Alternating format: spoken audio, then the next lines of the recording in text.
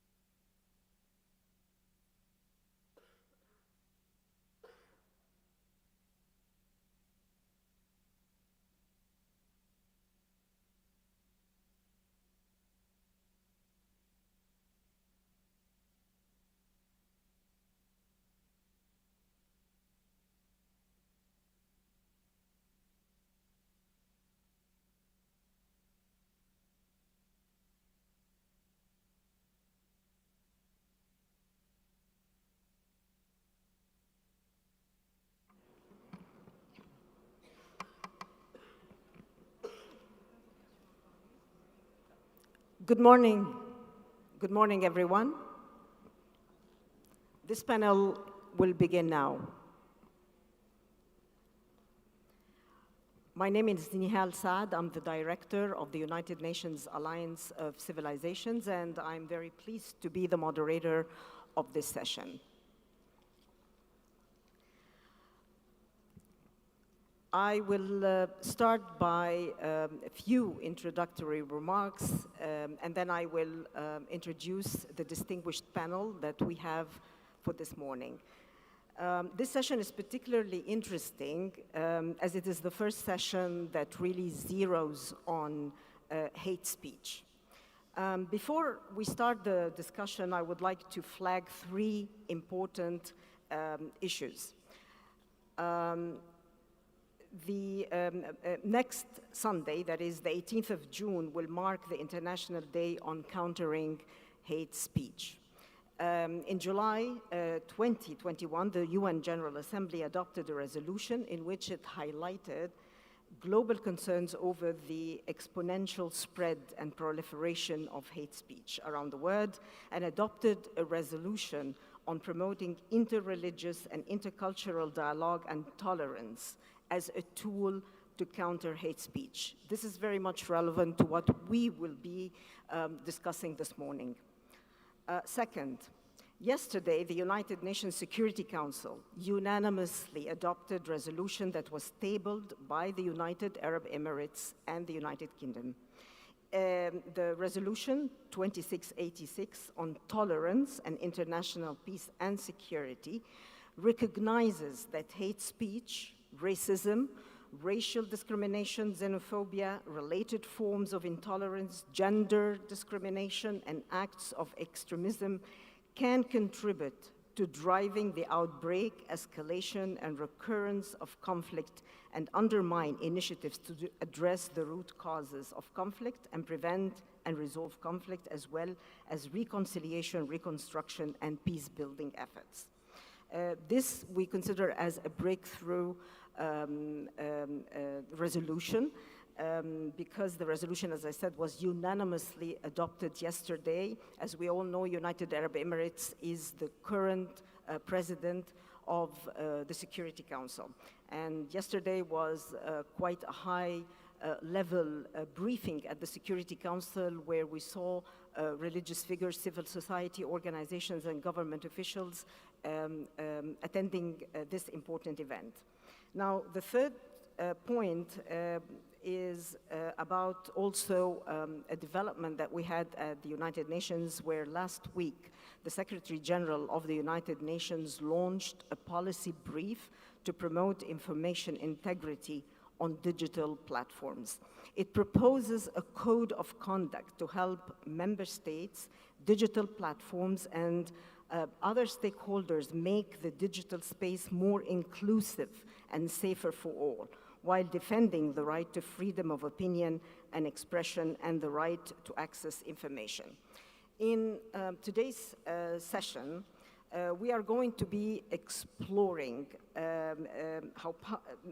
we will see how parliaments, it's very good that we have parliamentarians with us today, and we are going to be discussing also the role of religious leaders, the role of civil society, and the role of parliaments in countering hate speech and providing counter-narrative to hate speech, discrimination, and the xenophobic rhetoric based on religion, belief, gender, ethnicity, race, or color.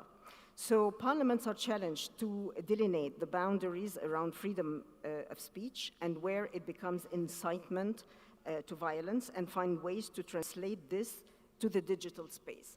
Of course, in all our policies and all frameworks that we are talking about, it is very much a key that all the policies are rooted in human rights and international law, and in a way that balances between the freedom of expression, freedom of religion or belief, which are two interrelated fundamental freedoms based on Articles 18 and 19 of the Universal Declaration of Human Rights. Without further ado, I would like to introduce the distinguished panelists for today, and the way it will go and how this panel discussion will be structured is that I'm going to introduce them and give the floor to each one of them to introduce them, their work and how is it related to the topic of the discussion that we have today. I will start with my right-hand side, Dr. Ali Rashid Al-Nuaimi from the United Arab Emirates, Chairman of Manara Center for Regional Coexistence. The Honorary Karen Bradley from the UK, a Member of Parliament. And from my left side, right side still, Imam Salahuddin Barakat, Amana Center from Sweden. And from my left-hand side, I start with His Eminence Elder Metropolitan Emmanuel Adamakis of Chakadon. I hope I'm pronouncing this correctly. And we have as well Ms. Daisy Hanara from Indonesia, former IPPF FOB, current ASEAN Secretariat, and Rabbi Moshe David Hakohen from Amana Center, also Sweden. I will give the floor to Dr. Ali Rashid. Sorry. Dr. Ali Rashid Al-Nuaimi from the United Arab Emirates to give us a brief introduction of his current work and the work that he is doing with the Manara Center for Regional Coexistence. Thank you, Nihar. Microphone is. Good morning, ladies and gentlemen. Peace and blessing. Good morning, gentlemen. Gentleman is shifting to English, I suppose. You know, I think it's very important to acknowledge this great event that we are attending now. I believe this is a breakthrough when it comes to dealing with the hate speech. The initiative that the IPU initiated by bringing parliamentarian and religious leaders, I think this is a new start where we will start engaging politicians, parliamentarian leaders with religious leaders. We have an issue in the past, but we are living in the 21st century. And we see how our communities, our society, globally also and regionally facing so many challenges. We will not be able to counter these challenges and overcome them unless we work together, parliamentarian and religious leaders. I know religious leaders are very open to engage with everyone, but we have an issue with parliamentarian and politician because they see an area that might be, you know, they feel they are the owner, and engaging other, it might be a threat. From my experience, what we are doing in the UAE, we see the added value of engaging religious leaders. They are there, they are very influential, they are wise, most of them. We need to engage with them. They have a role to play. Either they will play their role through a partnership with parliamentarian and politician, or they play it on their own. It's okay. The time is over. It's better that we engage with them, you know, and create a common and a shared partnership, a plan to work together to counter the common threat, to save our community, to face the common challenges that we are facing as humanities. So it's very important that we be flexible and start engaging with religious leaders. Just listen to them. See the great added value that they can bring to our work. So see the good things that they have in their belief and their religion that will enable our community to live in peace, respect, acceptance, and enjoy a real harmony. We can't do that unless we engage with them. My argument is this: give him the opportunity to engage. Listen to them.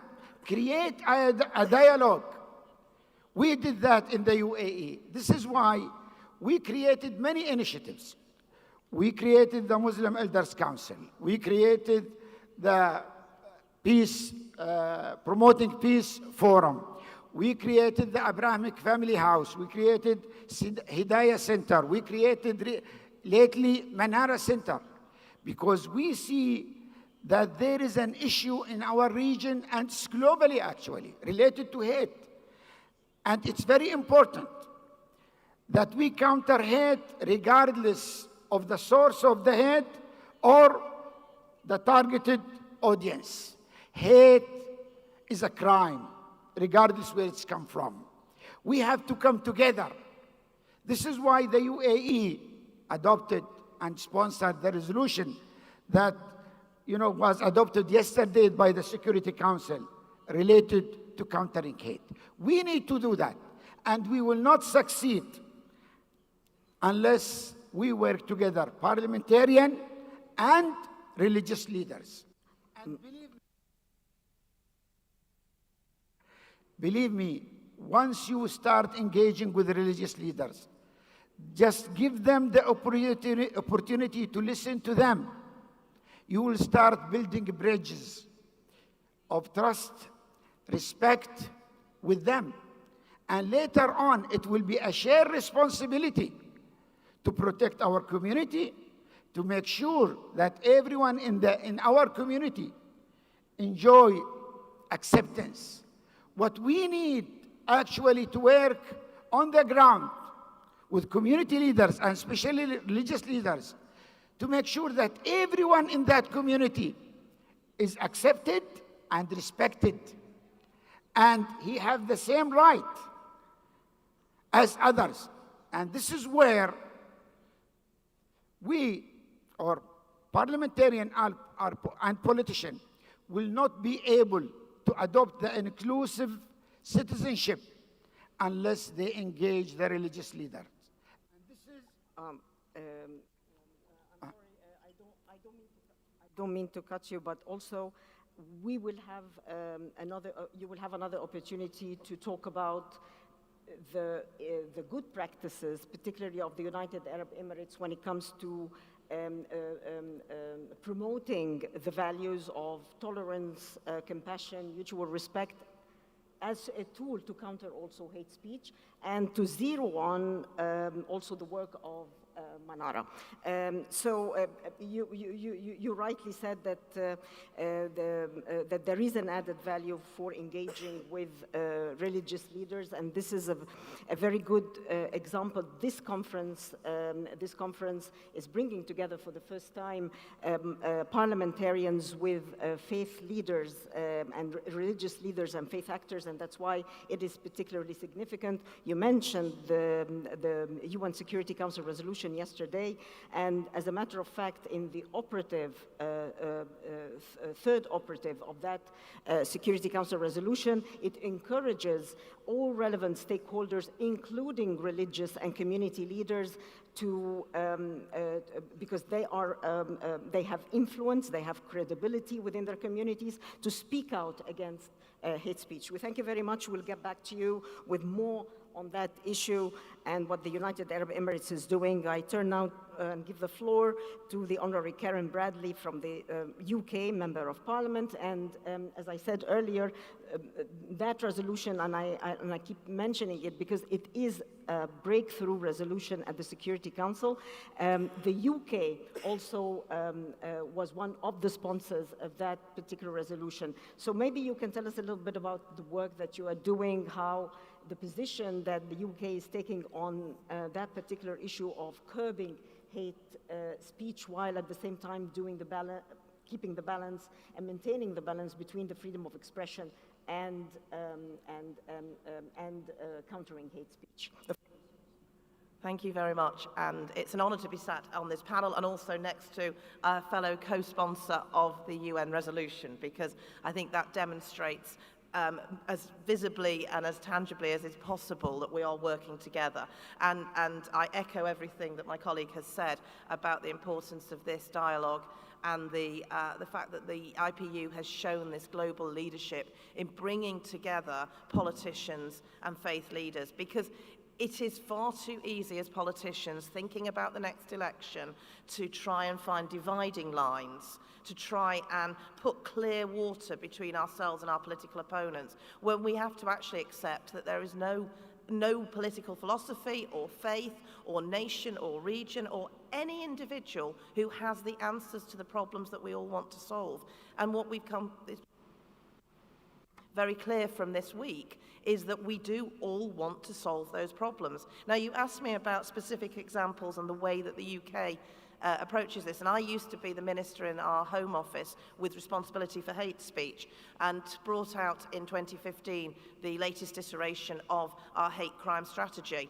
And it's not an easy thing to tackle, I'll be quite clear with you, because there is this conflict between free speech and protecting the rights of those that should not have hate speech against them, and teaching law enforcement, judiciary and others as to what to look for and to not go too far so that there is a backlash, but also to protect those that need protecting is not easy. But actually one of the things that I found as a minister, and I still find in my role as a parliamentarian, is that it is faith groups that help us to be able to deliver our policy aims. So when I look at the hate crimes against our Muslim community in the United Kingdom, it is the Tell Mama organisation, backed by the government, with a faith-based foundation that is the safe place that people can go to report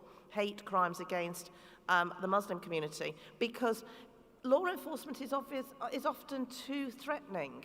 Politicians are too threatening, but a member of your community is somebody you can trust. This is true also of the Community Security Trust, which again the UK government backs to support hate crimes to stamp out hate crimes against our Jewish community, from Orthodox to secular. This isn't any particular part of the Jewish community. If a hate crime is conducted against a member of our Jewish community, an anti-Semitic crime, the Community Security Trust stands ready to be the reporting portal to make sure that the right action is taken. It is a safe place for people to go and report, knowing that they are not going to be threatened and that they're going to be taken seriously. That's really, really important. And it's our faith-based groups. I look at our NGOs, something like the Salvation Army, which operates in 133 countries. Actually, we deployed the Salvation Army to run our support nationally for victims of modern slavery. They run our national reporting mechanism. Again, because they are a non-threatening but very, very effective body in delivering the support that's needed for those most vulnerable people. And then I moved to those crimes, those gender-based crimes, those hate crimes against women, the gender-based violence that we face, things like forced marriage and female genital mutilation, where women are cut, where women's genitalia is cut so that they can never enjoy sex in their lives. This is not acceptable, and it is faith-based organisations that we have that have helped to stamp that out and to eradicate it in the United Kingdom, and to help to educate overseas that this is not acceptable. So I think this dialogue is utterly essential. We have to work together, and we have to take tribal party politics out of this and recognise that we all have the same aims. Thank you very much, the Honorary Karen Bradley, and certainly the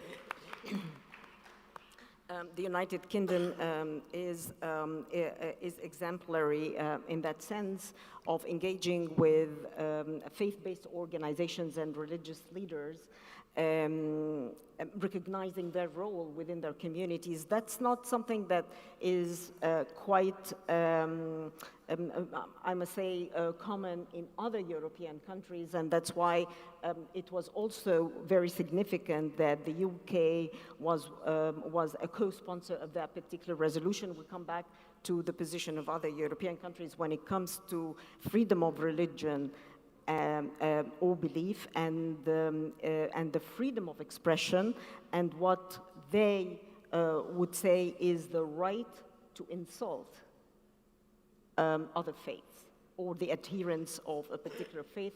A very timely topic that we should be discussing today, also with the distinguished panelists. Sorry about that.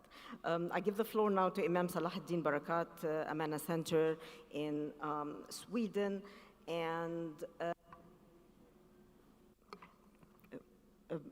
the city where Imam Salah ad-Din Barakat and where Amana Center is based is Malmö in Sweden, a beautiful city that I've been to a couple of years ago.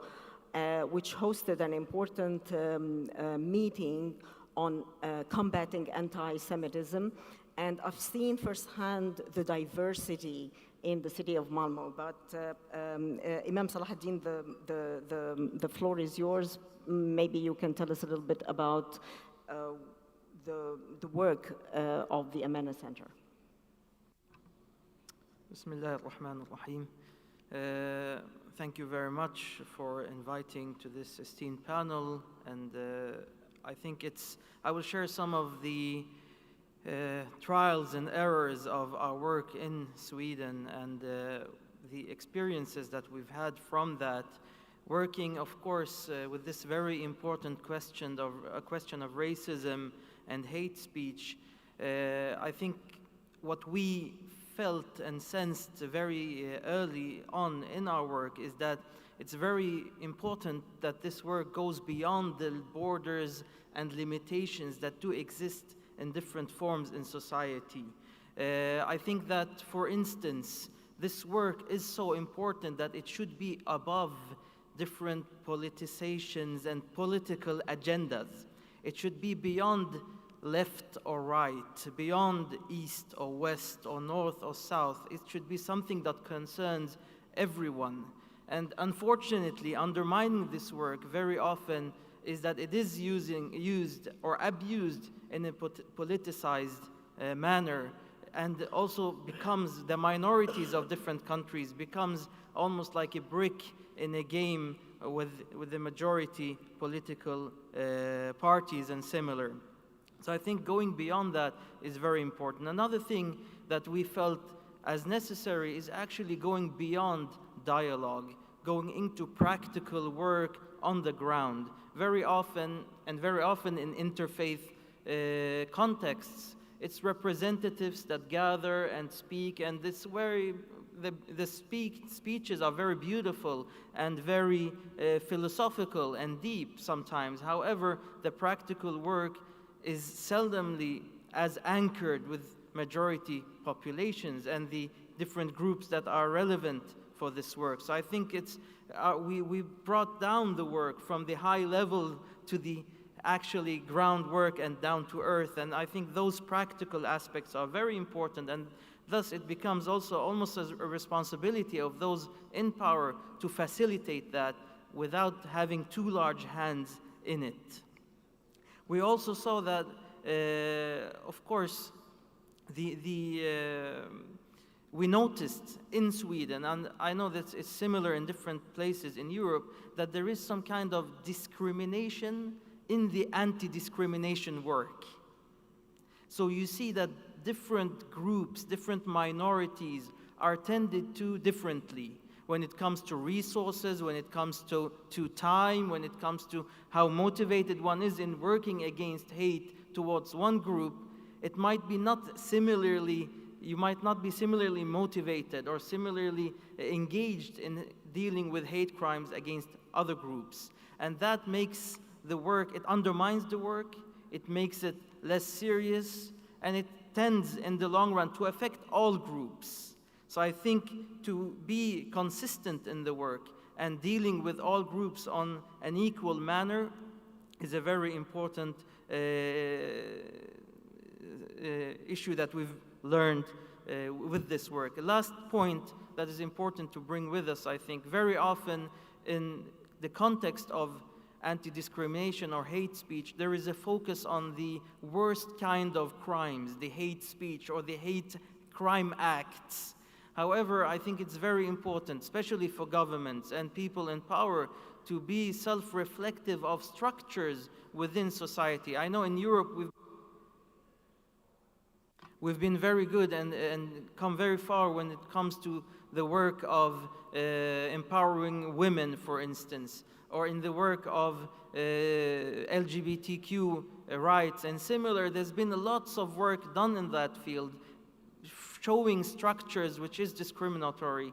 I think similar work needs to be done, specifically when it comes to religious minorities. Because in Europe, we do have, in a lot of the European countries, some kind of sensitivity when it comes to religion, and there's been, of course, a historical, there are historical reasons for that with the church and similar. However, today, for instance, when you speak about the right to insult religion, when these rights came in, religion was a huge power, and it was a way of dealing with that power.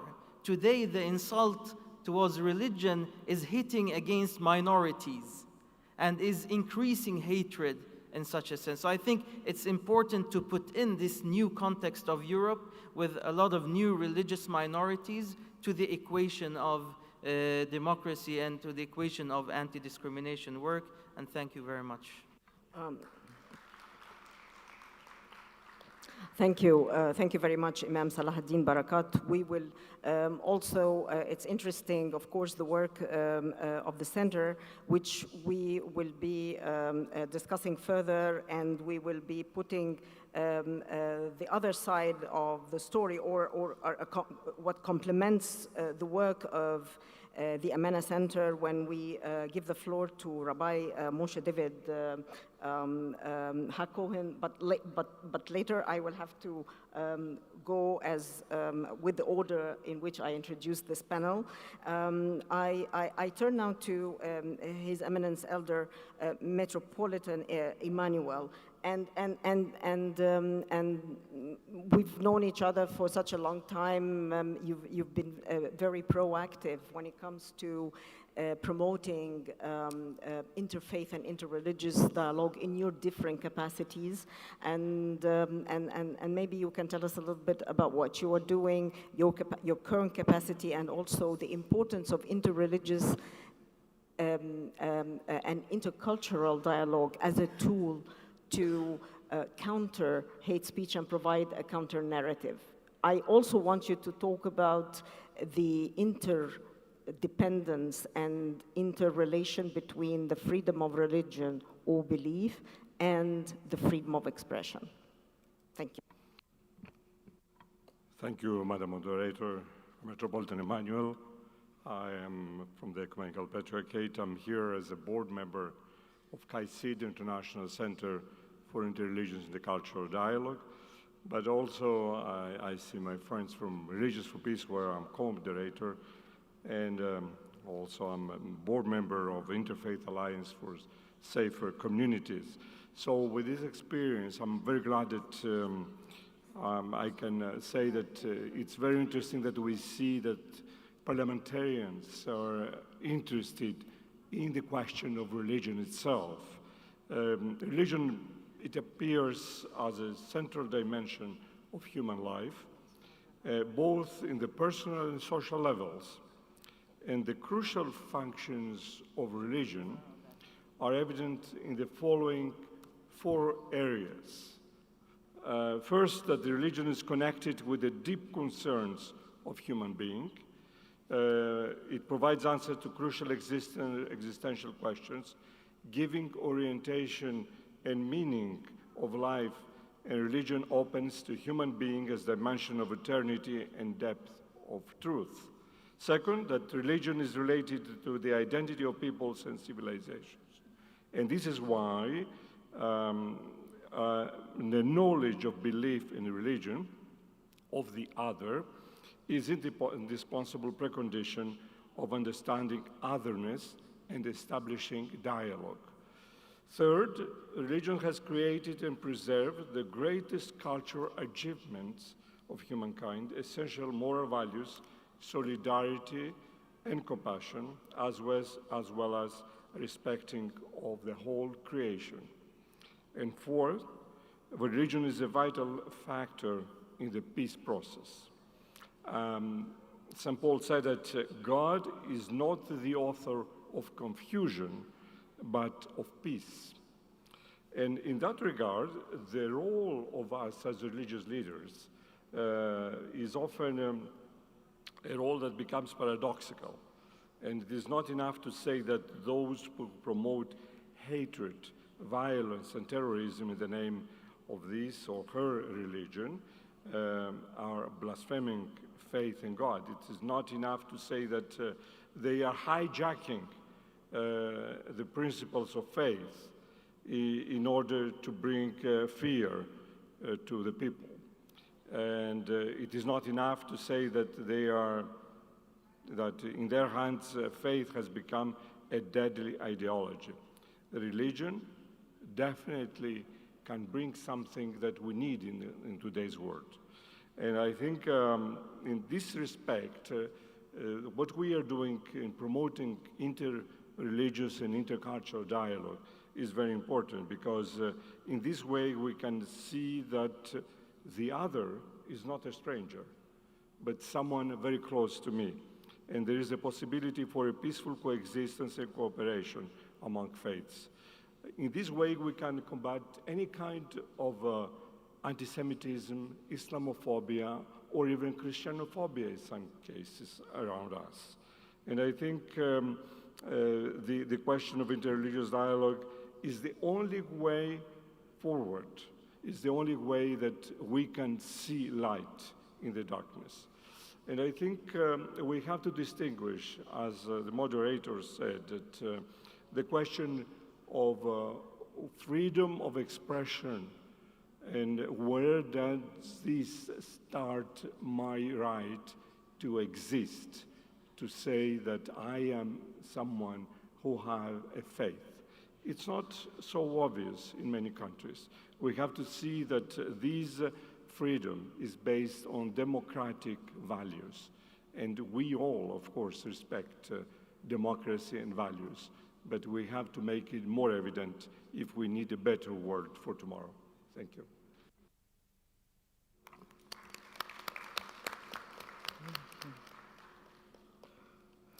Thank you very much, Your Eminence, Elder Metropolitan Emmanuel, and very interesting points that you raised, and we will follow up on these points later in this discussion. I give the floor now to Ms. Desi Hanara from Indonesia, former IPP, FOB, and current ASEAN Secretariat. The floor is yours, and we probably you can elaborate a bit on the interdependence of Articles 18 and 19, the freedom of religion or belief, and the freedom of expression, how they are both interrelated and interdependent. Thank you very much, Madam Moderator, for the generous introduction. I would like to also thank the IPU and the Parliament of the Kingdom of Morocco, as well as the partners for the invitation to speak at this distinguished panel. I would like to speak also from the perspective and experience of Southeast Asia, since I was involved in the setup of a regional grouping called Southeast Asia Parliamentarians for Freedom of Religion or Belief, and this was part of the regional network of IPP4. So as we know that Southeast Asia is a region which is prone to conflict, and it has a long history and pleasant dealings with atrocities and human rights violations. And the region has also saw the proliferation of hate speech, some of which have transpired into physical violence. So in response to that, some of civil societies have undertaken considerably good practices that I may want to share in this panel. For instance, the CIFOP has undertaken an initiative by utilizing the legislative mandate of the parliamentarian in advocating that the draft bills on hate speech that was tabled in the Parliament of the Philippines are to be in line with international law and standard. So the CIFOP was presenting the legal analysis, and the legal analysis was done in consultation with the expert in the region, including Article 19. And at that time, the CIFOP members presented and proposed direct amendment to the bills. And the bill and the amendment were accepted by the committee and also by the drafter of the bill itself. And it shows that the members of parliament who are involved in this grouping, they were able to utilize their legislative mandate in consultation with civil societies and experts to ensure that the law on hate speech will not disproportionately restrict freedom of expression and opinion, as well as principle of equality and non-discrimination. And on that, I will touch upon the question from the moderator. I think freedom of religion or belief and freedom of expression are intertwined. I think on that basis, both minority and majority can utilize the freedom of expression to promote tolerance, peaceful coexistence, and all the notion that the forum is after. And also, I believe that there have been a number of international standards that we can refer to when it comes to the intersection between freedom of religion and freedom of expression. We can look up to Rabat Plan of Action, for instance, where there is a standard on, because there's a distinction where hate speech, right, could be categorized as a lawful speech and also a hate speech that constitute incitement to discrimination, violence, or hostility. And I think Rabat Plan of Action give a specific element that we should consider when determining that a hate speech would constitute as an incitement to discrimination, violence, and also hostility. And I think the UN Plan of Action and Strategy also provide a clear guidance for us to refer to when it comes to distinguishing between the lawful speech and also the hate speech that may be prohibited or that should be prohibited under international law. For instance, when the speech constitutes a call for genocide, or when a speech constitute or amount to incitement to violence, discrimination, and hostility. So I think there is limit to freedom of expression when it amounts to incitement to discrimination, violence, and hostility. And I think it's still widely debated, the conception and the characterization of hateful itself. And hence, there is no international legal definition of hate speech.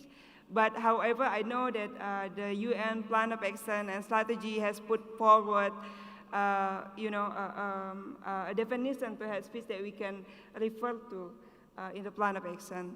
So if I still have time, another example that I would like to bring to the table is that the ASEAN Parliamentarian for Human Rights has recently issued or adapted or published a toolkit for parliamentarians to deal with, to promote counter-narrative towards migrants.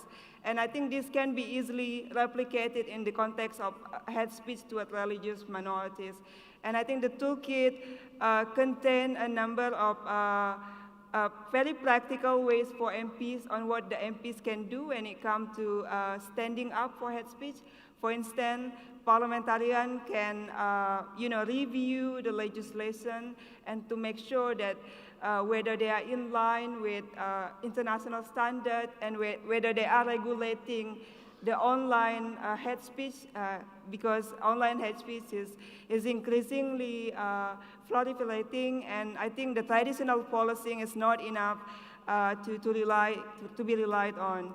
And also, the toolkit also give a guidance on how to distinguish all the type of speech that I presented earlier.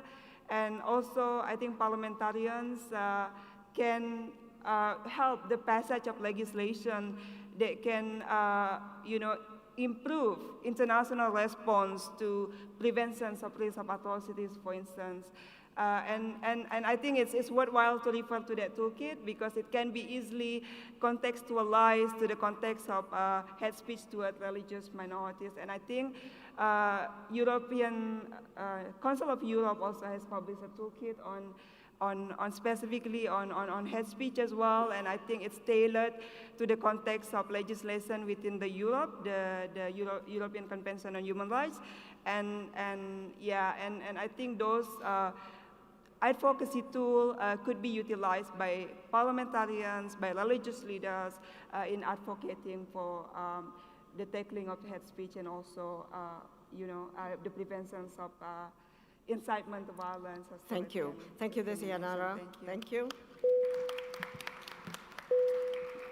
And maybe, sorry, if you would be interested, you can approach Desi after this session and get the link to the toolkit and know more details about the toolkit that they developed. But just wanted to comment briefly on something that you've said regarding the definition, established definition of hate speech. There is existing policy frameworks on how to define hate speech and determine the severity of hate speech. And as a matter of fact, this country, the Kingdom of Morocco, laid the foundation of how we define hate speech when they introduced the Rabat or adopted the Rabat plan of action on hate speech with specific criteria that is widely and broadly, where the work of the United Nations is broadly based when it comes to hate speech, is broadly based on the Rabat Plan of Action. And we can talk about it later, but also included is the UN strategy on countering hate speech, which is basically based on the Rabat Plan of Action on hate speech. I give the floor to our last speaker, who might be able to complement also what Imam Salahuddin said about the Amana Center, but now from a Jewish perspective, Rabbi Moshe David HaKohen from the Amana Center, Sweden. Thank you very much. Good morning to everyone. Our center, Amana, is called the Jewish Muslim Partnership of Trust. It's not called an interfaith center, it's not called a dialogue center. We try to focus on trust and not, first of all, noting that, and we've heard in previous panels, how trust is a major issue, that we're losing trust. When we ask ourselves, why are we losing trust in society? I think, and when we talk about countering hatred, we also must ask ourselves, we're talking here about damage control. And whatever laws we implement as damage control, it's putting a Band-Aid on the wound, but it's not dealing with the source itself. Where is all of this hatred coming from? We're facing more and more challenges regarding hatred with the digital world that come as a lack of interaction between people. People are no longer seeing one another. Even in the public sphere, people are stuck in their iPhones, and by doing so, we're losing trust, which is created in basic interaction between people. I would suggest that the islands of trust that are left are actually within the religious communities and within community base in general. And that religious leaders are, in that sense, those who are connected to places in which interaction is actually going on. Just a couple of weeks ago, the Imam and I were on a panel at the Faculty of Law in Lund University, together with the Archbishop Emeritus and a professor of law. The question was posed to us, well, what do you religions say about this balance between the freedom and constriction that we're talking about here. What would you as a rabbi say Judaism says about the laws of blasphemy, for example? What is allowed and what is not? And the answer that I gave, the reply was, we don't talk about that. We talk about responsibility. We don't talk about hate. We talk about moral responsibility. We talk about values. This idea of how do I relate to those around me, the relationship that I have to those, and the principle that we have in all the monotheistic religions of loving the one close to us, love thy neighbor as thyself, love the one closest to you would be the literal translation from the Torah, from the Bible. Loving the one closest to you means looking at the person next to me in the eye. Many times the digital world that we actually live in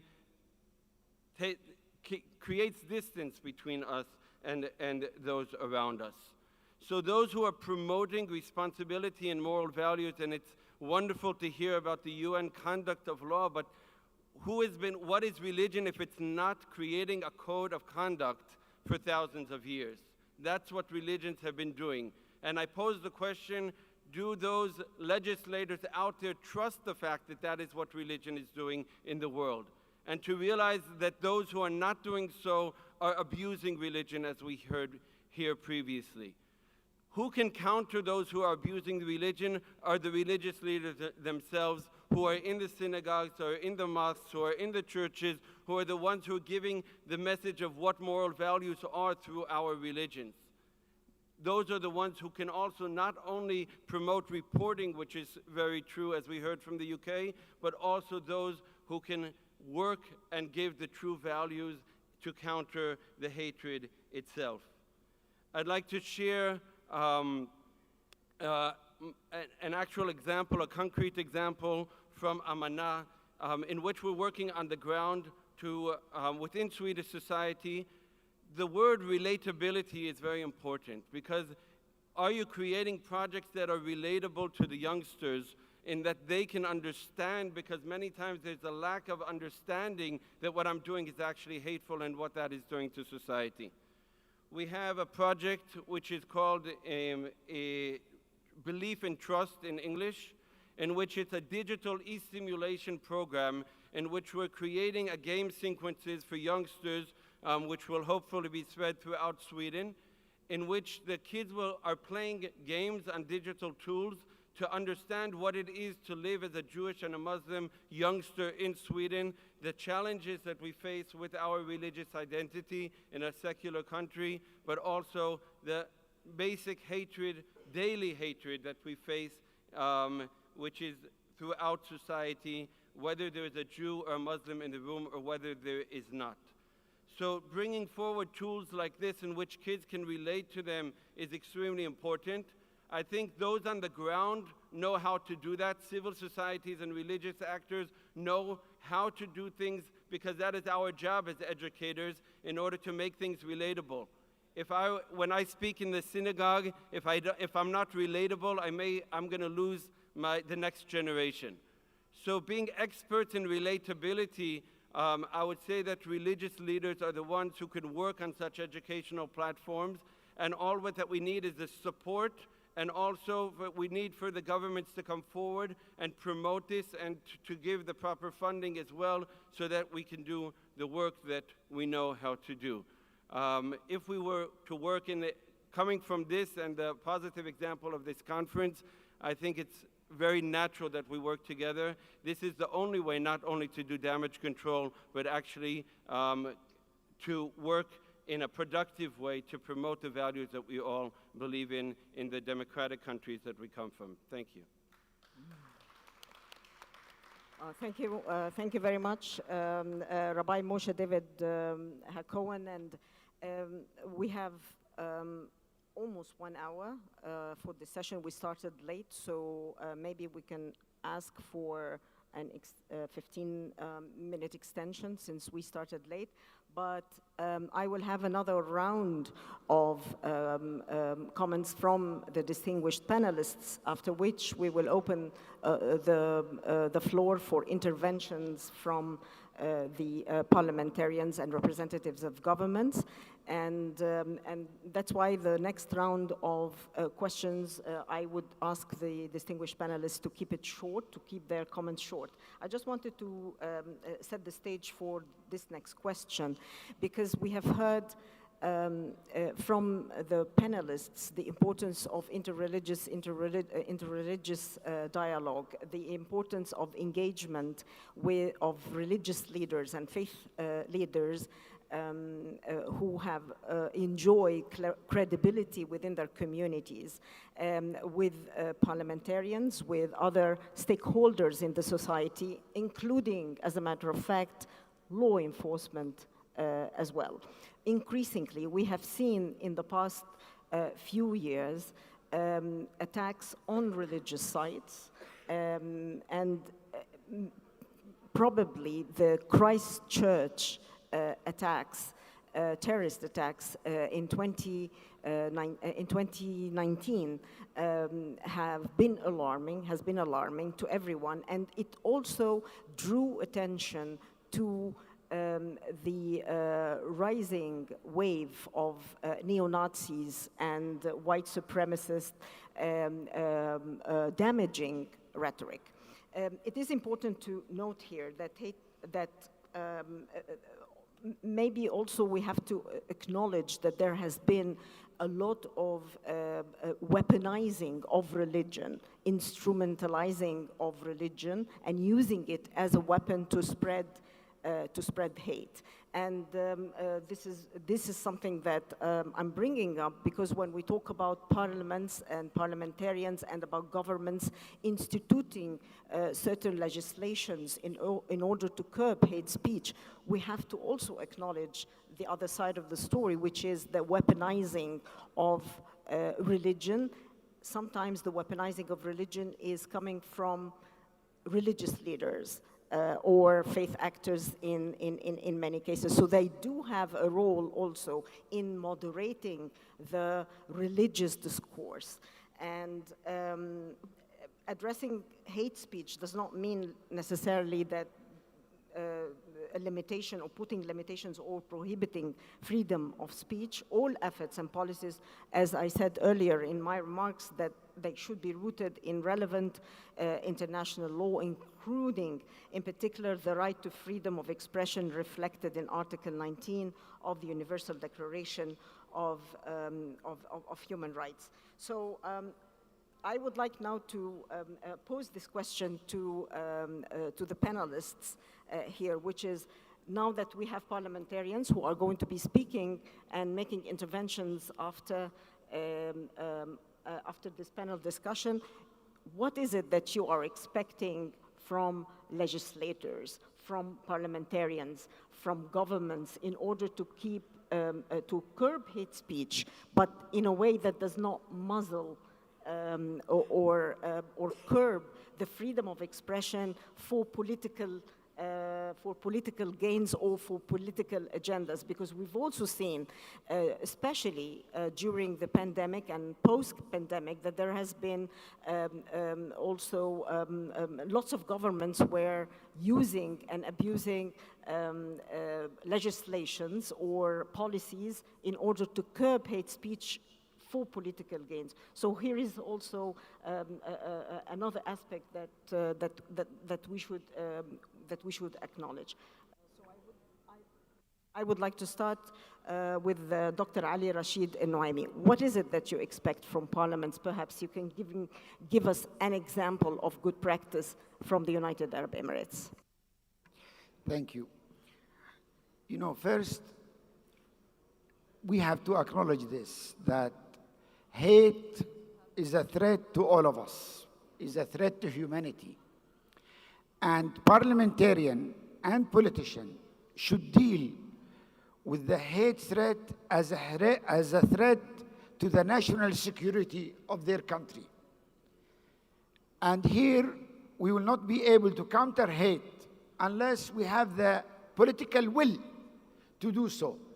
And this is where in the UAE, we were fortunate that we had the right leadership, who had the courage, who made the decision to consider hate as a threat to our national security, considering that we are a very diverse community. We have more than 200 nationality. We have all sorts of differences when it's come to religion, to ethnics, nationality, colors.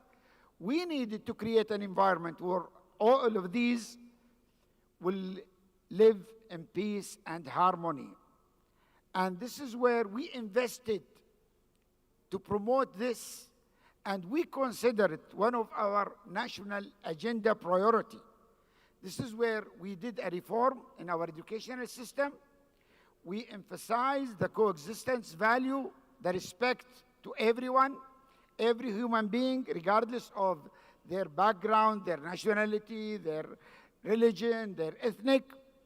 And we did a reform related to the religious narrative in the UAE. We did a reform related to our legislation. We created a law, a special law to counter hate. I believe the main challenge that we are facing everywhere now is the political will to do so. And Your Excellency, you mentioned, how to engage religious leaders.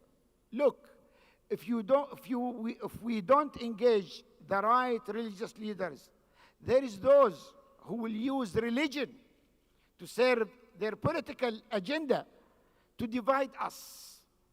They will use a religious narrative. We can't, as parliamentarian, as politician, to counter that narrative, because we need the religious leaders to counter that narrative. They know how to do it. We have to empower them. We have to give them the trust and the support. And believe me, we have an experience. Whenever we engage them, they always exceed our expectation.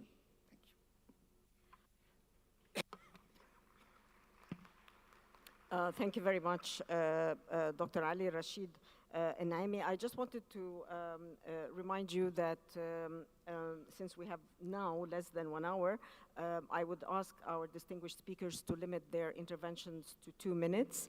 And the list of speakers, interventions from the floor is now closed. We have 15 speakers, and I would like to remind you all that from the floor, we will also limit your interventions to 2 minutes, and we would like to urge you, kindly urge you to also focus on the topic of the discussion in this panel. So I would like to give the floor now to Karen Bradley, and perhaps you can tell us a little bit more. As a member of parliament, what is it that we are expecting from parliamentarians in order to curb hate speech? Dr. Ali Naimi also mentioned 3 important points. He pointed out to the importance of education, political will, and to be selective, and not selective, but to know who are the religious leaders, the right religious leaders who are who can convey the right message and help in countering hate speech and providing a counter narrative to hate speech. The Honorary Karen Bradley, the floor is yours. Thank you very much, and they are big questions, because there isn't one simple answer to this problem. If there was, we'd have solved it by now. We are facing multiple challenges. The internet has changed our lives for the better. There is no doubt about it. We would not have got through the last 2 years, or the 2 years of the pandemic, without the internet. The world would have just frozen. The internet allowed us to continue to trade and to socialize in some extent, and it allowed us to get through. But there are real dangers, and the dangers are multiple. The first is, in my view, that the internet has provided a sanctuary for those who would do harm. So when I was a schoolgirl, like lots of other schoolgirls, I was walking home from school with my friends and I saw a flasher. We all have it. A strange man who decided he wanted to expose himself to us. It was unusual. It was the only time it happened in my life, but it's not that unusual. It's happened to lots of people. On the internet, it's now the norm. It's the norm because the internet anonymizes, socializes, and normalizes behavior that is not acceptable in the real world. So you can go onto an internet site and you can be completely anonymous. You can look at imagery that you could never access in the real world, in the offline world, and you can find there are other people looking at it with you. So it becomes normal, it becomes socialized, it becomes you're anonymous. You can do things that you could never do previously. And that challenge, we can only deal with that if we can work together. And that's not just faith groups, political leaders, it's also the social media companies themselves who bear an enormous amount of responsibility. The other problem we have is that legislation can't keep up with technology. We're now experiencing and having this debate about artificial intelligence. Will it wipe out humanity? Well, it will if we don't, sorry, potentially will, if we don't take steps. But we can't legislate because that technology has already moved on by the time the bill has become an act of parliament. So we've got to work together for global norms, principles we can all abide by, ways that we can all work as a global community to say what is acceptable. And I think the basic principle has to be, if it's illegal offline, it's illegal online. That is the way that we must operate. So we have to understand, in terms of hate speech, what is illegal offline, and then we have to find ways to counter it online, working together using global principles. It's not easy, we don't have the answers yet, but these kind of events are certainly a good start. Thank you very much, the Honorary Karen Bradley, and certainly the internet has changed our lives to the better. And as a matter of fact, during the pandemic, we've seen how the modern communications and modern technology has kept the world connected with each other for almost a year during lockdowns. And at the same time, the digital platforms, we've seen a proliferation of digital platforms where because of people being hooked to those digital screens for a long time, hate mongers and extremist movements have been also abusing the space in order to spread their hate rhetoric and their toxic ideologies. It is also important that one of the recommendations perhaps is also how to engage with social media providers and with internet providers, encourage them to change the business models in which they operate and require more transparency in the way they manage the algorithms, which more or less has been a very controversial issue when it comes to curbing hate speech and putting certain regulations on social media. They are definitely moving. This technology is evolving much more faster than the way we are responding to those new developments. So I turn now to Imam Salah ad-Din Barakat. What is it that you expect and hope that parliamentarians or governments would be doing in order to curb hate speech, whether we're talking about traditional media or digital media? I think it's the essence of working against hatred and racism is stepping out from your own box, stepping out from ourself, myself, who I am. I think, as the rabbi mentioned, our work in Amana is about creating trust. And trust is something that comes from honesty and being real, so to speak. And I think an essential part of that in the way we've been working is that we do not wait for the group that is hated to speak for itself. And I think it takes, as Dr. Naimi said, it takes courage to actually speak for the other. And I think this is an important aspect of this work. When the Jews are being attacked, whether it is from somebody who defines himself as a Muslim or a secular or whatever it is, it shouldn't be the Jew who is standing up and saying, you shouldn't hate me, I need to have my rights protected. It should be everybody else who does that. The Muslim should be the first one who's saying, you should not hate. You should not hate my neighbor, my colleague, my friend. And similarly, the other way, when a Muslim is attacked or hated, it shouldn't be the Muslim who is standing up and saying, you have to protect my rights and you have to stop hating me. It should be everybody else. Speaking for each other, working for each other, not just with each other, is an important part of creating trust.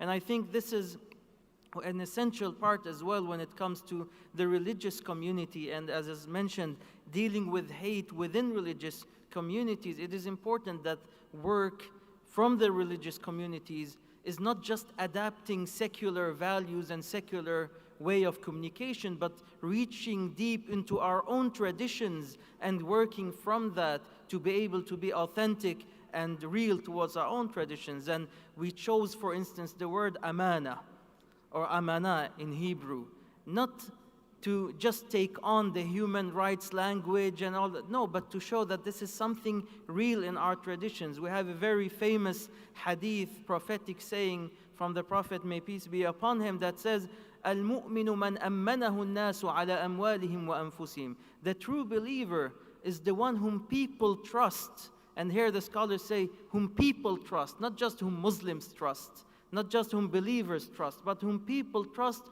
when it comes to both property and soul, both property and personal human value. And I think this is, to create this trust, to create this safety, we need to work for each other and not just with each other. And that takes courage, as Dr. Naimi mentioned.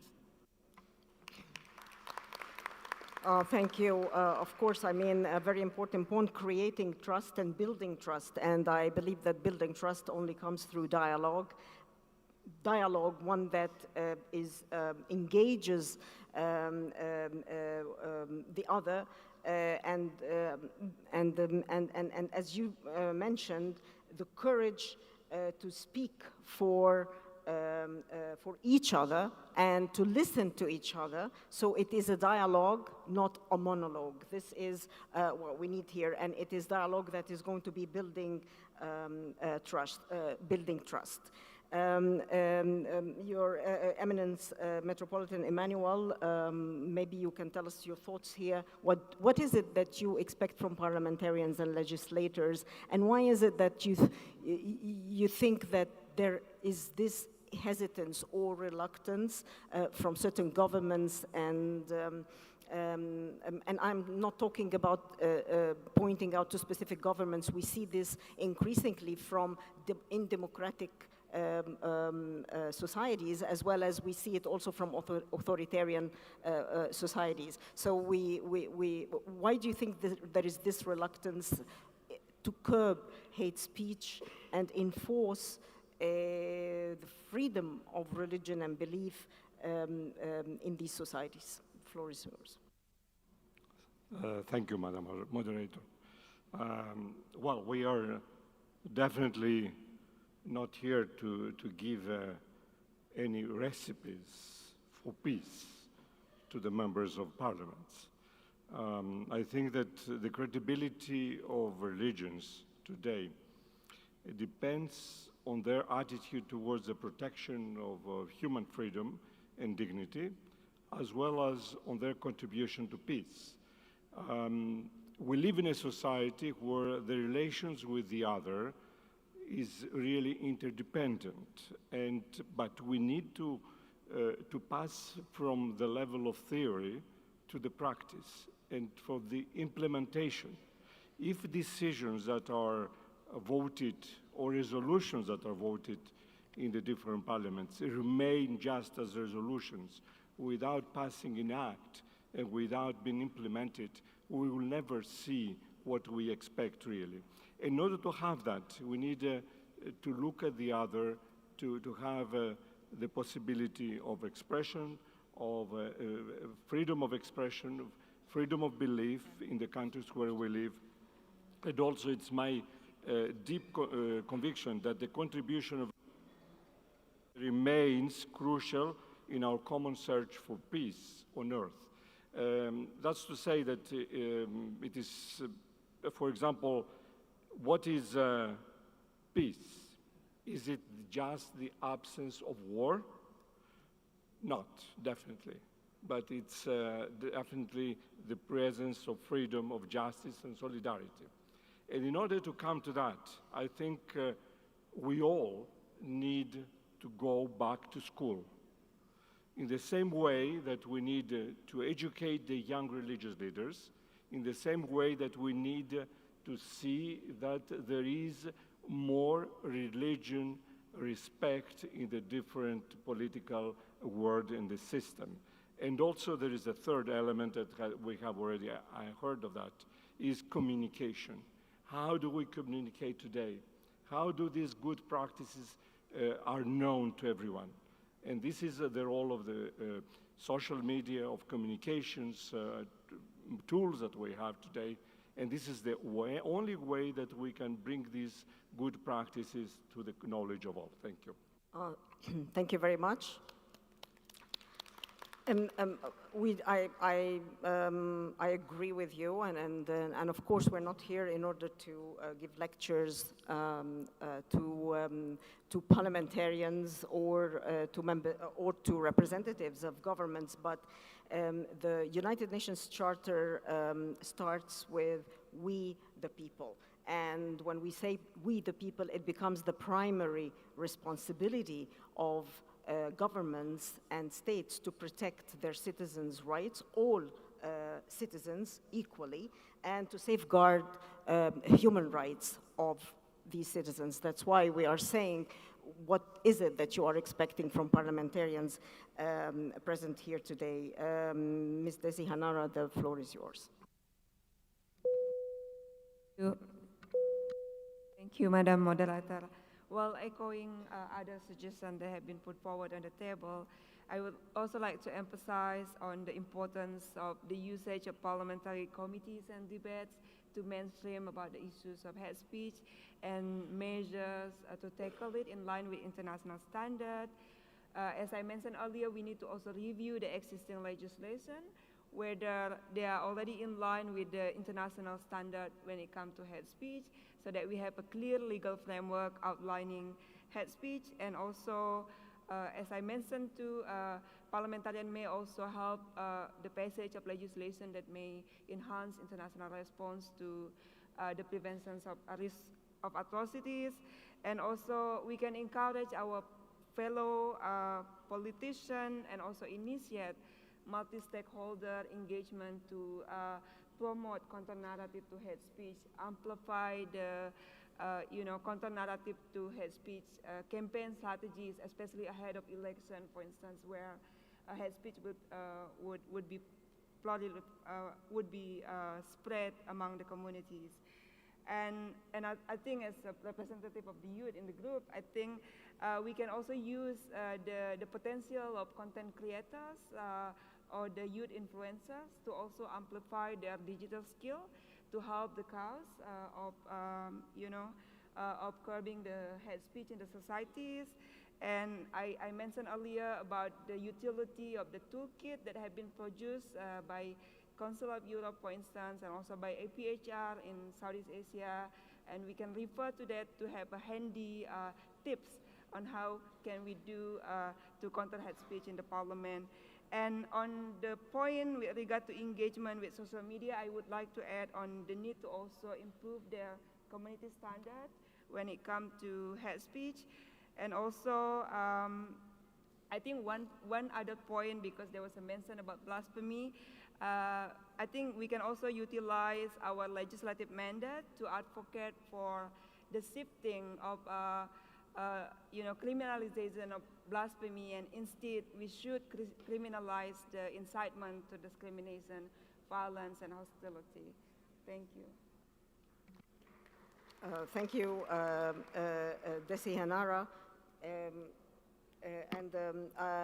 Yes, I think that one of the key elements in curbing maybe hate speech would be also education and developing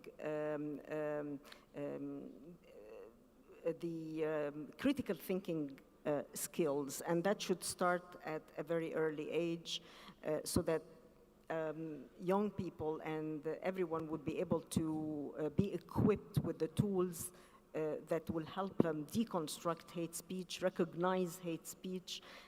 It is one of the elements that would help in addition to legislations, because legislations are not going to be solving the problem.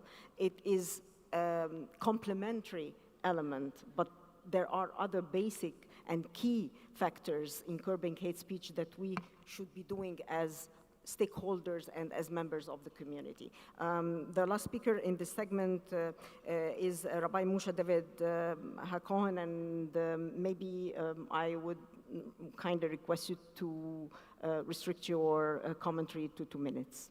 Thank you. Yes, thank you again. A comment on the notion, in other words, the question being raised beneath the surface is perhaps, okay, we all agree that there are good religious leaders to work with, but there are others that could be damaging in actually spreading hatred. On that, I'd like to say very clearly that there are no religious leaders in the world that spread hatred. There are no one who speaks in the name of any of our religion who spread hatred.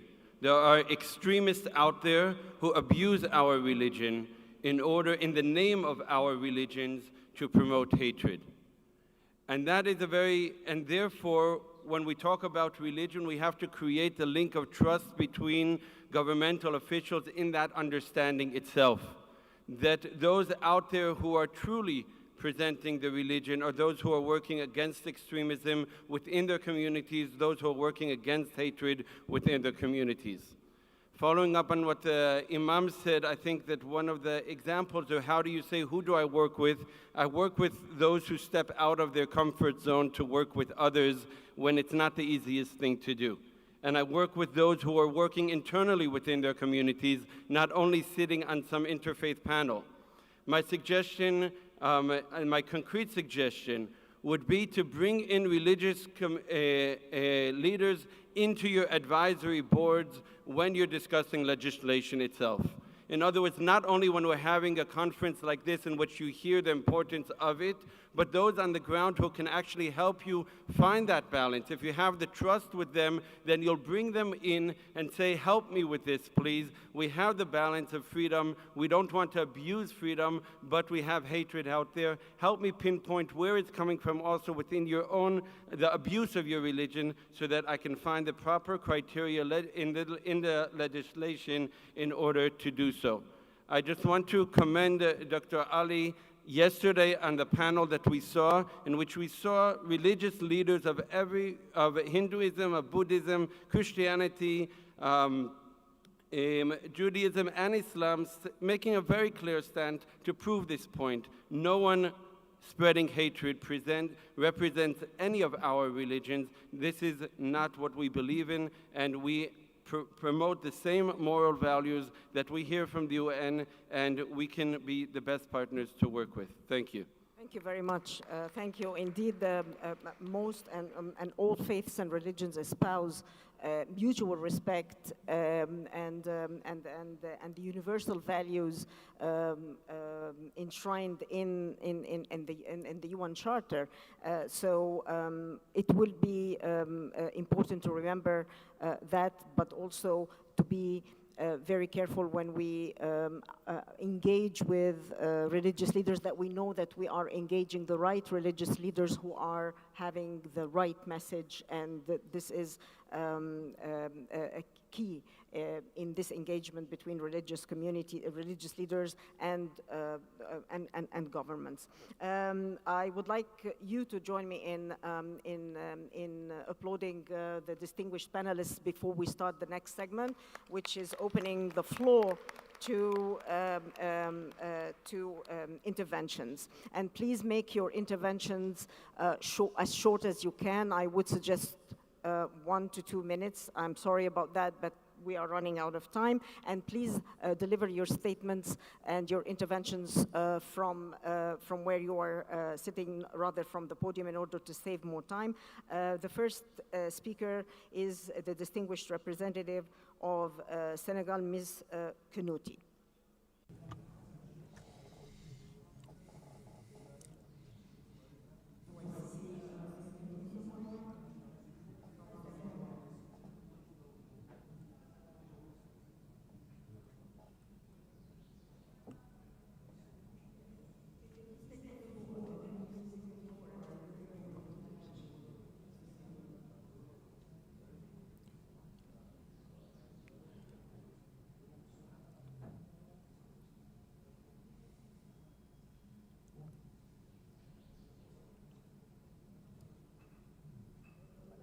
Madam the Chairperson, thanks very much indeed. Can you hear me, Madam Chairperson? Perfect. I would like first and foremost congratulate the panelists for very instructive ideas, particularly that are quite relevant, more particularly, and would like to laud my Dr. Ali Naimi and greet him, Al Hassan, and the whole of the panelists. I would like, Madam Chairperson, we in our capacity as parliamentary, we ask ourselves whether we have been really appropriate with regard to the work we shoulder. And so there is an awareness. We need to enhance the awareness about the danger. Talking about the role played by initiative in favor of the grassroots populations, of targeting the governments also. Really, how can we carry out actions and initiative, more particularly, I do think, for already targeting the community of educators. Education is quite important, and right from the childhood, we need to enhance the awareness of our children to respect the differences and also to appraise the diversity, more particularly, of the minority groups. Madam Chairperson, I think we need to go towards adopting laws and regulations and policies that promote the rights of the minorities, more particularly, and seek to preserve them. But also we need to sanction those who deviate from the norms as far as behaviors are concerned, and sanction the practices that in connection with the intolerance and hate speech. And Madam Chairperson, finally, I think we need to go towards partnership, particularly, and we need to foster and consolidate friendship between people. It's more important to have programs. Particularly, we need to exchange cooperation schemes. Particularly, we need to have recommendations that are efficient it's quite important that we need to have an ongoing dialogue, more particularly pertaining to our work. But we need to really enhance the role played by our civilizations. Back to you, Madam Chairperson.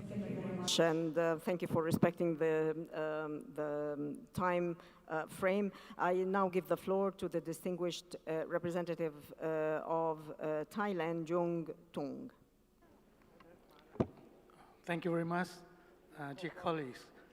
Technology plays an important role in our societies. It impacts our daily life and our activities.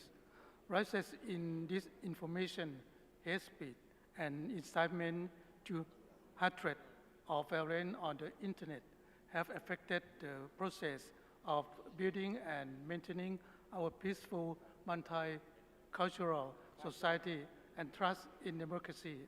To effectively deal with these challenges, the acceleration of multi-stakeholder partnerships with essential instruments is urgently needed at all levels.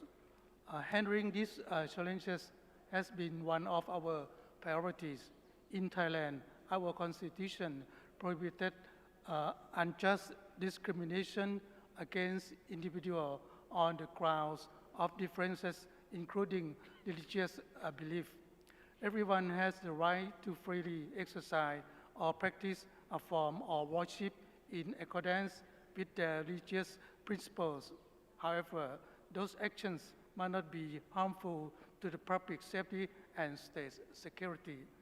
We also have national approaches and master plans to promote coexistence in multicultural society. We members of parliament must keep pace with the rise of digital media and legislatively developing policy to raise awareness of digital literacy, especially social media.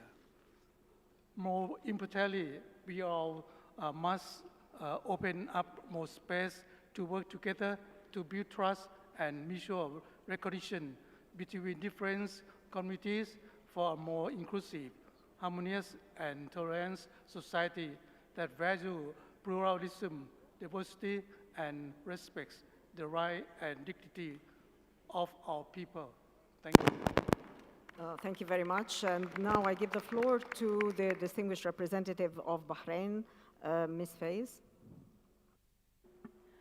شكرا سيدتي وشكرا للمتحدثين. Thank you very much to the panelists.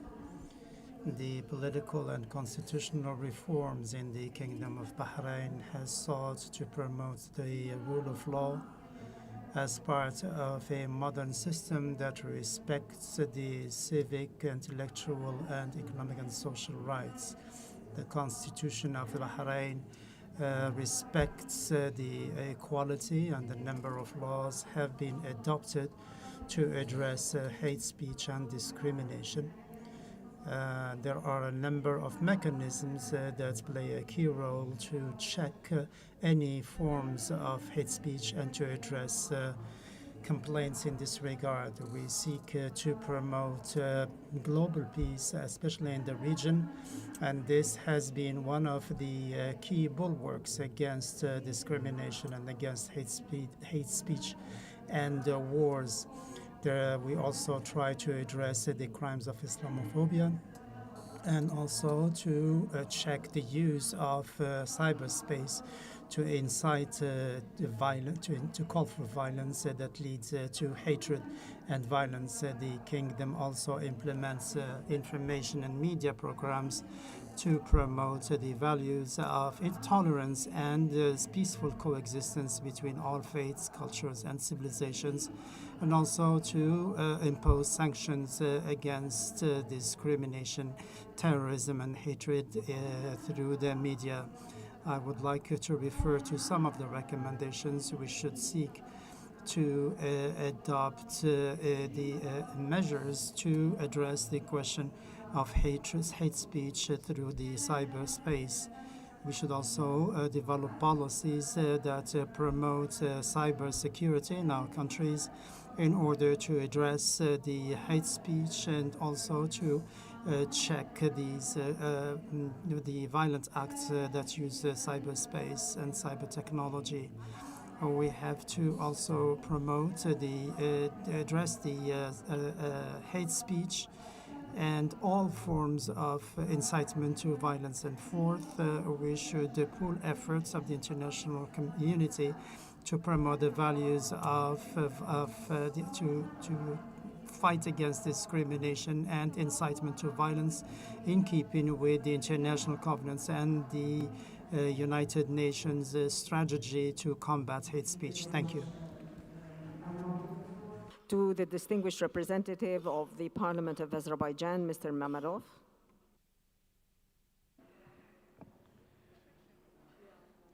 Assalamu alaikum, السادة الحضور.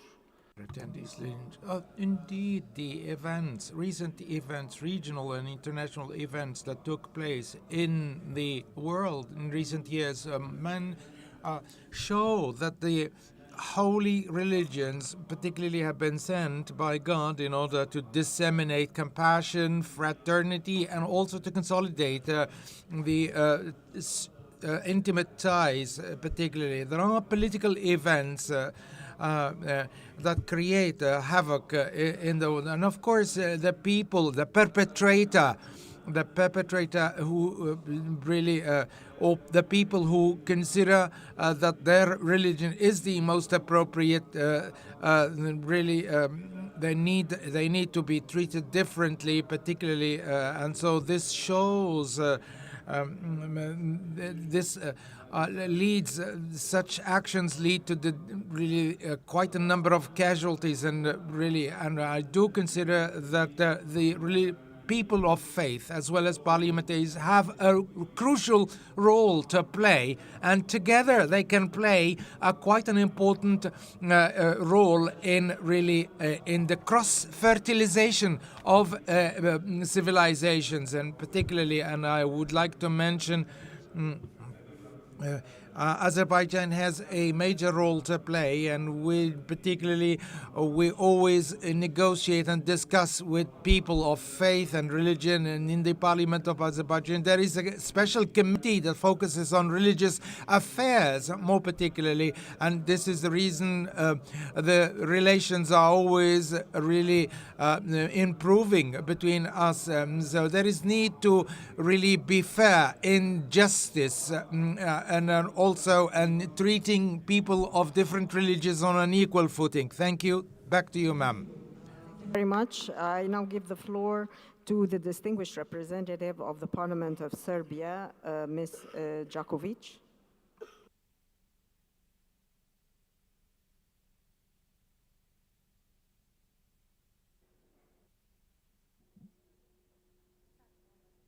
Hello. Distinguished ladies and gentlemen, with the development of technology, hate speech and the manifestation of discriminatory attitudes are becoming more frequent. Very often they are based religion affiliation. We in Serbia are making efforts to respond firstly by means of laws, in order to regulate and sanctions the hate speech, a crime committed out of hatred, among other things, on the account of religion. It is an aggravating circumstance for sentencing. 2 years ago, we adopted the new law on the prohibition of discrimination, which also prescribed religious discrimination. We introduced a special prosecutor's office for combating hate crime. It is clear, however, that the laws are not enough. Legal regulation cannot provide a quick and adequate enough response to the accelerated technological development and the emergence of new possibilities for abuse. The victims have not been enough informed to be able to recognize this kind of violence and ask for protection from the competent institutions. That's why we need to work on prevention, aggravating rising, combating stereotypes and discrimination. It is important, therefore, to develop a dialogue that would foster this spirit of tolerance and mutual respect. I believe that in this panel we will consider the possibilities of cooperation on this matter. Thank you for your attention. Thank you. Thank you very much. Just a kind reminder that we have less than 10 minutes for this panel discussion. I give now the floor to Mr. Baku, representing the GISRA project.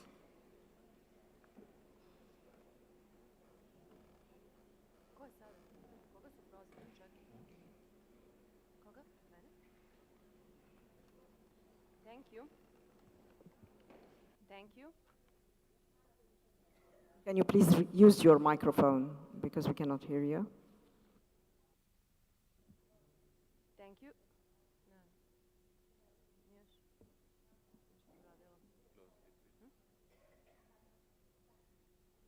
Hello? Thank you. Dear colleagues, ladies and gentlemen, in the very sensitive Western Balkan region that has faced horrific ethnic wars with religious connotations, where in Serbia we are facing a huge problem with fake non-governmental organizations that extract funds from the public budget for the projects they do not implement and that are pro-government oriented, for which there are proofs, allow me to present a positive example. I'm referring to a non-governmental organization that has done a lot over the past 20 years for the promotion of trust and mutual recognition for the purpose of peace and interfaith dialogue. The Center for Empirical Research of Religion in Novi Sad, headed by Professor Zorica Kuburic, has been operating based on the cooperation among a network of sociologists of religion from across former Yugoslav territory. Researchers in various fields of science, philosophers, theologians, and representatives of religious communities in Serbia actively participate in the work of this center. The center organizes international scientific conferences on an annual basis, publishes Religion and Tolerance magazine, as well as semi-annual and numerous monographs, often with the support of the Ministry of Science. This is a place where various confessions and scientific researches truly meet on humanistic basis. Thank you.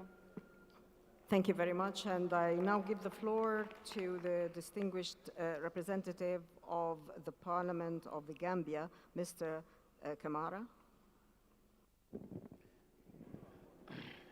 Thank you very much, Madam Chair. I just want to take this opportunity to thank our able hosts for all the hospitality they have accorded us. Coming to the topic of discussion, coming from a country that is a shining example of freedom of religion or belief in the world, that is the Gambia, a country where religious freedom is not only enshrined in our law, but manifested in the daily lives of the people. A country where you can hardly tell which religion or belief people hold, as the whole country always celebrate Muslim and Christian religions feast together.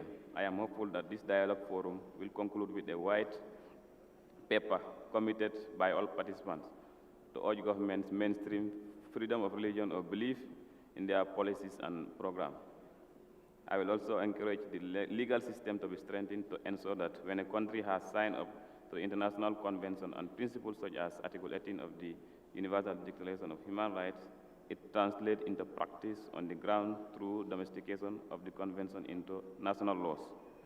It should be noted that achieving real change will require international collaboration on freedom of religion or belief, involving not only governments but civil society organizations, which are so often at the forefront of reporting religious freedom or abuses. That is why the civil society engagement in this dialogue is so critical and important. There must also be political will and enduring commitment from the highest level of governments if we want to effectively achieve freedom of religion or belief. That will need to be backed up by real resources. We need to find ways to prevent violations of freedom of religion or belief occurring, working with religious communities to do and to discover flashpoints. We must seek to identify disarm sources of tension. We need to build resilience and encourage foster dialogue. In the Gambia, and then as parliamentarians, we've established a caucus that is principally focusing on freedom of religion and belief, and then we do have constituency engagement, monthly constituency engagement to go out to communities and discuss the issues of freedom of religion and belief and peaceful coexistence among community members. Oh, thank you very much. Those were more than 2 minutes. I'm sorry, there are more speakers and we have to really close this panel. I give now the floor to the distinguished representative of the Parliament of Morocco, Ms. Lassi.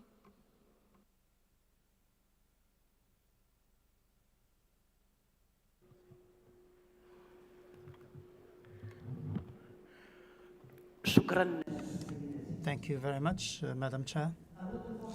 I would like to refer to something now. We are really nearing the end of this conference, that if two wills come together, that is that of parliamentarians and religious leaders for a society based on peace, is not an easy task, but it is feasible if a number of conditions are met. The first one is that the religious figures have to keep in mind the basic values in religion that are based on justice. Almighty God is the ultimate source of justice, and therefore justice is the only way to build a society based on peace. And I think that we have the means to implement this by building cities and states that are based on democratic principles and values that guarantee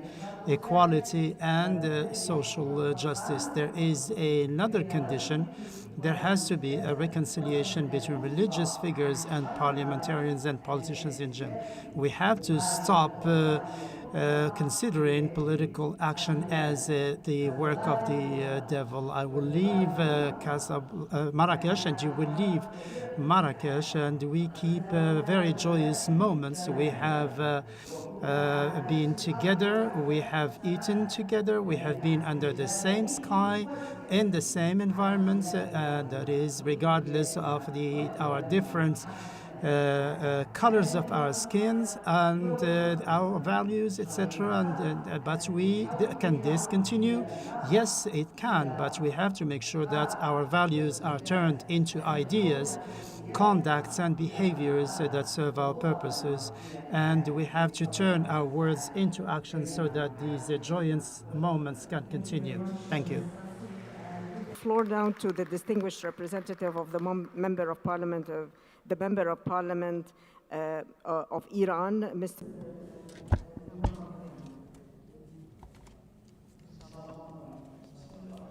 In the name of God, the compassionate, the merciful, any acts of inviting to fanaticism is forbidden under the Islamic Republic of Iran laws. And in addition to that, we have to take account that based on the Islamophobia in Europe, in some of the countries in Europe, the Islamophobia has been established. So 364 instances of Islamophobia has been registered, and many mosques have been invaded. Ladies and gentlemen, unfortunately, regarding the recent conflict which last year we had many instances of violations of rights, and they were inciting the members of our society in order to actually being learned to actually be involved in acts of violence inside the country. In this meanwhile, many European countries defended applying violence inside our country, and the terrorists which in Ahwaz killed many people, terrorists which actually killed more than 17,000 people, and many parliamentarians were also killed by these terrorists. But these many of European countries were actually providing support and providing facilities to those who actually are making violence inside our country. Why these countries should be actually backing these terrorists and facilitate their activities which are based on violence? The Western countries are defending, are actually creating and meddling in our nuclear affairs, and they made many activities against us. We, as members of the parliaments of the world, if we should take them accountable, some of these countries, we should bring them to be accountable based on their activities against us. Thank you.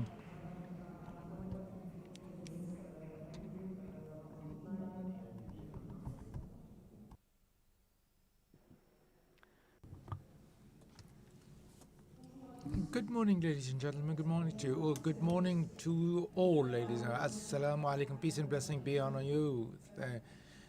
I would like to raise here a question, a floater question that is quite sensitive. It seems me quite important that the MPs and the politicians take advantage of it. It's the hate speech online on the social network, more particularly on internet against women, more particularly, and targeting women religious leaders, because indeed women religious leaders do exist. We are a minority, but we are few and far between in the world. There are rabbi women, there are women who are imam, and there are women priests. And I was absolutely thrilled to meet yesterday here in this meeting the Rabbi Tama Elat Epelmon, a woman rabbi. We're not numerous, but then which has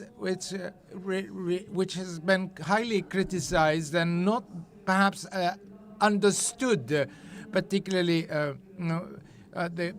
this role and the hegemony, religious thinking perhaps does not make room for women to occupy religious positions. There is violence extended against women in the networks of the internet and mass media. I'd like to draw your attention on the narrative, particularly on the importance to build a narrative favorable to the divergence of opinions within a same religion, because we can belong to a same religion, but we can have a different interpretation of the same religion.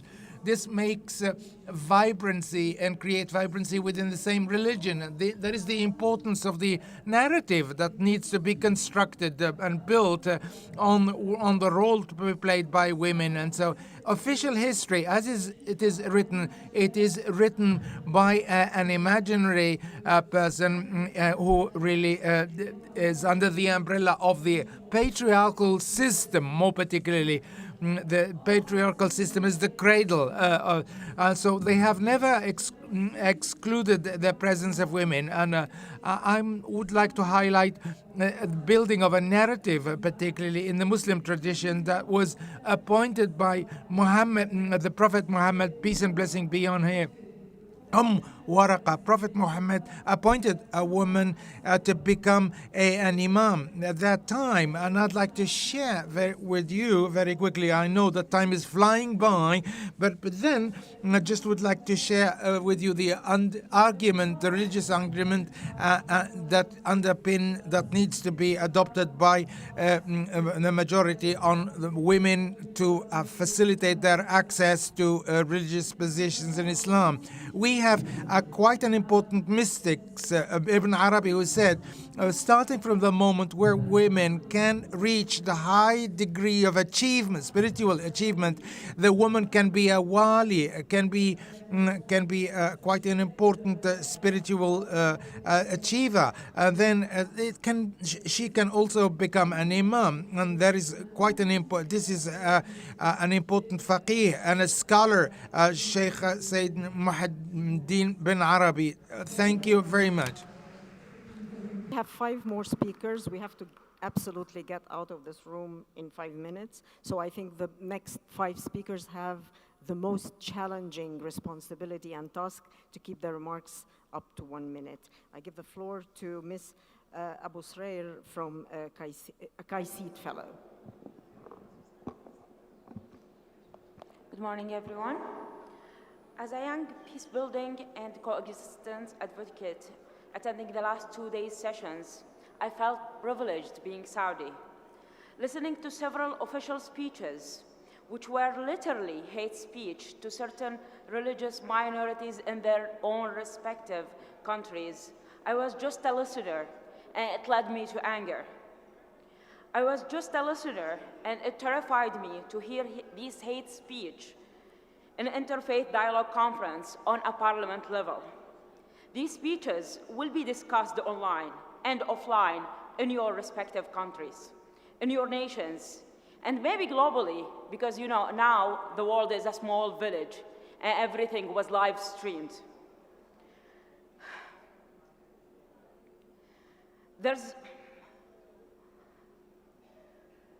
there is a lot of speeches about the youth and youth empowerment and women empowerment. Your youth is your country's future. They're not a quota to use them to show off your human rights or in front of human rights councils to show that you got refugees.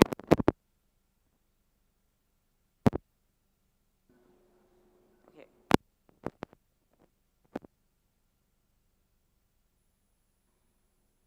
They're not need to be controlled youth. They're your future. Just like we are, me and the other Saudi youth are the kingdom future. What the kingdom did to us, you can do it to your people. By reducing the official hate speech, it's easier to control it than controlling a terrorism attacks because of your hate speech. Thank you. Thank you very much. And I now give the floor to the distinguished representative of Spain, Mr. Cepeda. 1 minute, please. Good morning, ladies and gentlemen. I shall try to be quite brief in my presentation. I will do it in 1 minute. 2 seconds already have passed, and so to greet our Morocco, particularly if this is a platform for meeting of religious people and parliament. This is an excellent platform, and I'd like to congratulate the UIP as well as Morocco. With regard also to the speech of hatred, more particularly, I'd like to talk about the future. We're talking about the social networks, particularly. We're talking about the documents and resolutions emitted by the United Nations that will make it possible to engage in another type of narrative, more particularly to curb violence and hatred between religions and between ethnicities, and this is what can be built today, particularly can be done through social networks. And so I wish to tell you, dear friends and attendees, this is part and parcel of the past. Just a few years ago, we talked about a social network, and we talked about texts, particularly, and then the social networks evolved towards the images and photographs, particularly, and videos, and we have seen how social networks with TikTok, Instagram, all the videos have become a reference. What I would like to tell you today, we need to think about future generations and to the development of the technology. Yesterday, particularly in the European Parliament, an act was validated on artificial intelligence in order to limit and curb artificial intelligence. Particularly, this is fundamental for our future generation. We talked about the importance of technology. This is particularly two basic concepts, which is respect of the others and building trust, more particularly. In a mosque, we can talk about future generation, and we need to build a future involving these younger generations. And so technology, particularly, do you think artificial intelligence can simulate Mr. Jacqueline, particularly with a perfect voice through artificial intelligence, and particularly with regard to curbing hate speeches? And so our legislators,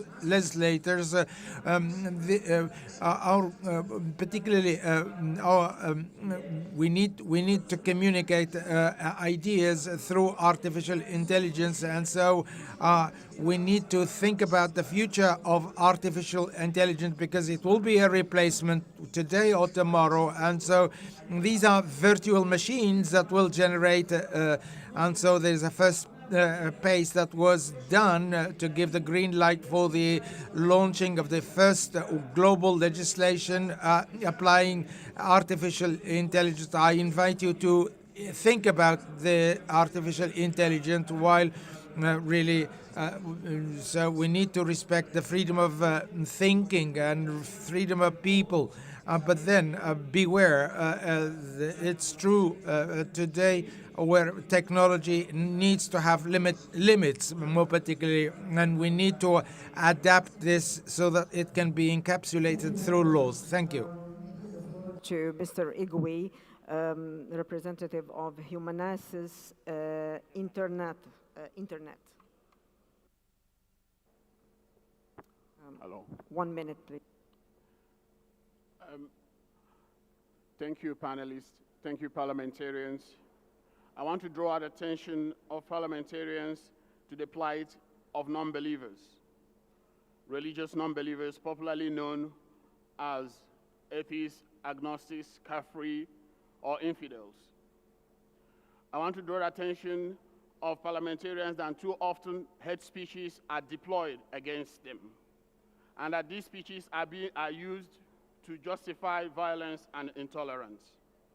I also want to draw the attention of parliamentarians that insult on religion has been used to deny atheists, freethinkers, and infidels their own rights to freedom of religion or belief. And it is important that in making legislations, they put into considerations that any law that does not protect the freedom of religion and freedom of expression of religious non-believers, atheists, and freethinkers is incompatible with interreligious dialogue and freedom of religion and belief and the project of realizing a peaceful and tolerant society. Thank you. Thank you very much. Our last speaker is Mr. Nayak, representative of the Parliament of Pakistan. And with that, we come to the end of our speaking list. Please go ahead, 1 minute. Thank you. Thank you for giving me the floor. Freedom of expression as well as freedom of religion or belief are both universal human rights and cornerstones of pluralist, diverse, and inclusive societies. Fostering understanding, tolerance, and respect for diversity in matters relating to freedom of religion or belief is essential for sustained peace and stability while combating incitement to discrimination, hostility, or violence, and promoting trust and mutual understanding. Religious leaders and members of parliament play a pivotal role in promoting message of peace, tolerance, and inclusion, and promoting trust and mutual recognition.